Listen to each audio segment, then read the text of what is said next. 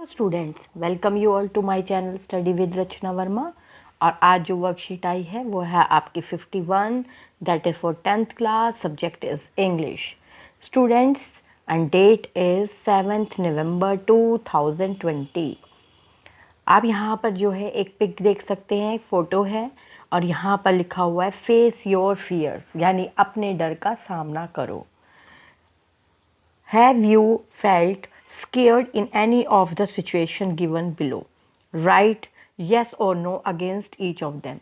क्या तुमने कभी जो है इन सिचुएशंस, कोई सिचुएशन ऐसी है जिसमें तुमने जो है जिसमें तुम डरे हो? तो यहाँ पर कुछ जो सिचुएशंस दी गई हैं और आपने जो है येस और नो में जो है इसका आंसर देना है। तो यहाँ पे है जैसे बीइंग अलोन एट होम, तो अधिकतर बच्चे जो है डरते हैं अकेले रहने से। Walking on a lonely street at night, रात में अकेले जो है किसी भी जगह पे जाने के जो है बच्चे डरते हैं। Having lost your way in a new city, और आप जो है अगर नई सिटी में रह रहे हैं या जा रहे हैं तो आपको अपने आप को गुम, मतलब कहीं आप गुम ना हो जाएं, इस चीज़ का जो है कई बच्चों को जो है फियर रहता है। Travelling alone in a public transport, और कई को जो है जो पब्लिक ट्रांसपोर्ट होता है उसमें जो है ट्रैवल का जो है एक फोबिया रहता है कि मतलब उन्हें डर लगता है अकेले ट्रैवल करते हुए। फेसिंग एन एग्ज़ाम, और ये तो अधिकतर ही है कि जब चाहे कितने ही आपको बढ़िया से अपना जो है सही प्रिपरेशन हो रही हो, लेकिन जो है कई बच्चों को जो है एग्ज़ाम को फेस करते हुए डर लगता है। थंडर, लाइटिंग एंड स्टॉर्म, बिजली चमकना, तूफान आना, आंधी आना, इनसे भी डर लगता है। Public speaking, being on a stage, अगर स्टेज पे आपको बोलना हो तो कईयों को बहुत ज़्यादा इस चीज़ से जो है फोबिया है और डर लगता है। Taking to a stranger talking to a stranger, और किसी भी अजनबी से बात करते हुए जो है डर लगता है। तो आपको जो है किसी ना किसी को किसी ना सिचुएशन में ज़रूर डर लगता है, तो येस और नो में जो है आंसर करना है। आगे है sometimes past failure discourage as us, मतलब कई बार जो है हमारे जो है कुछ चीज़ें हमसे जो है जिसमें हम बार बार फेल होते हैं उससे हमें डर लगता है।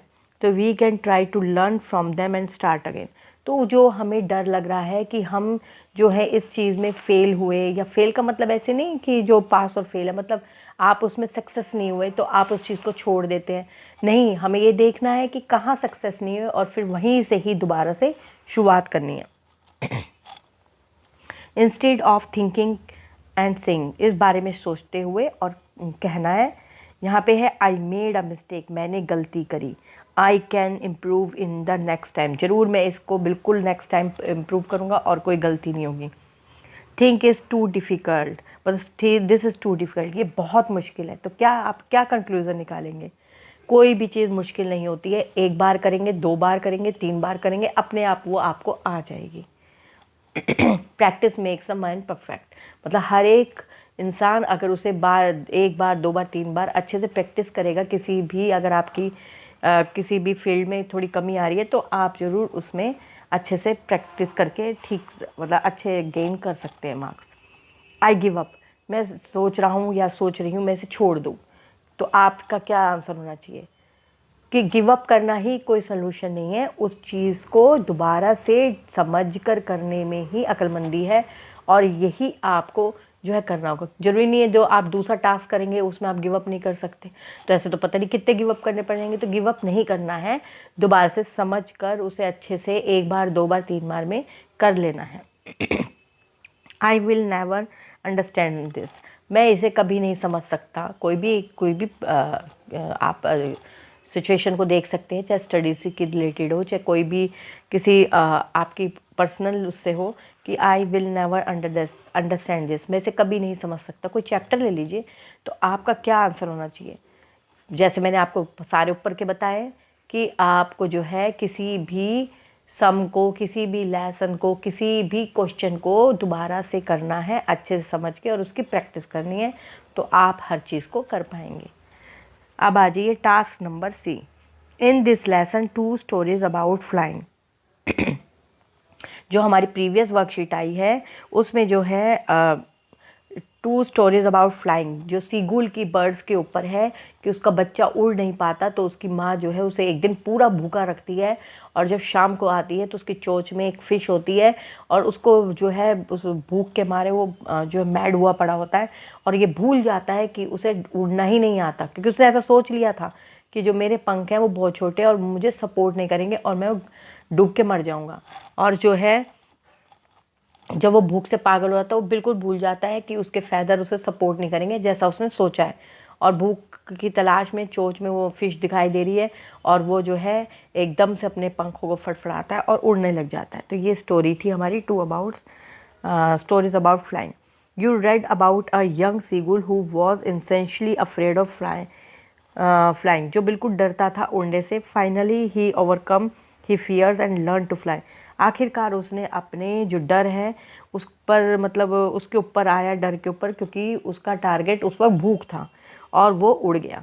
Right the help of your above task, write a paragraph in 100 और 120 words how to overcome fears, जो कि आपका जो है टॉपिक ही आज की वर्कशीट का फेस योर फियर्स। तो आपने जो है एक पैराग्राफ लिखना है 100 से 120 वर्ड्स में कि कैसे आप अपने फियर्स से ऊपर आ सकते हैं।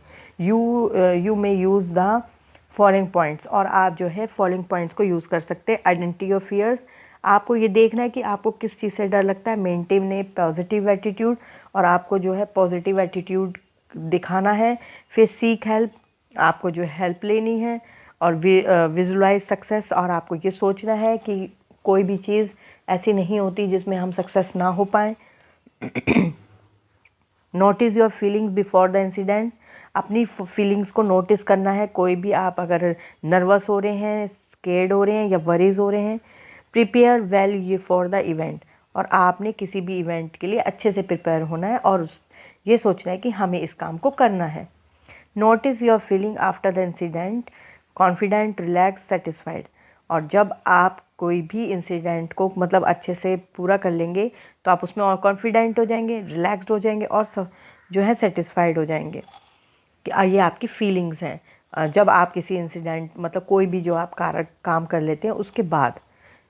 यहाँ पे आपने जो है ignore negative thoughts and talk, और आपके जो मन में या किसी से आपको नेगेटिव बात जो सुनने मिल रही है या मन में आ रही है उसको आपने इग्नोर करना है। तो ये आपकी वर्कशीट है, मैंने तो आपके लिए जो है सॉल्व करके रखा हुआ है। अगर आप येस और नो में अपने तरीके से लिखना चाहते हैं तो आप लिख सकते हैं। ये मैंने अपने हिसाब से लिखा है। तो आपका no no yes no yes no no yes, जो कि हमारे ऊपर वाले इसमें था, जो हमें यहाँ पर फिल करना था यस और नो में। ठीक है, चलिए नेक्स्ट देखते हैं।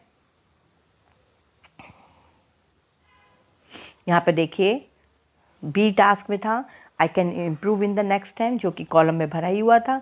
This can be tried at least once, और ये हमेशा कोई ना कोई कार्य जरूर करना चाहिए, उसे करे बिना नहीं लीव करना चाहिए। I can resist till the end, मैं इसको अंत तक जरूर भाई करूँगा या करूँगी। I shall make a time to understand this, और मैं इसको जो है समझ कर जो है ज़रूर अटेंड करूँगी या करूँगा। जो सी है आपका वो टास्क है।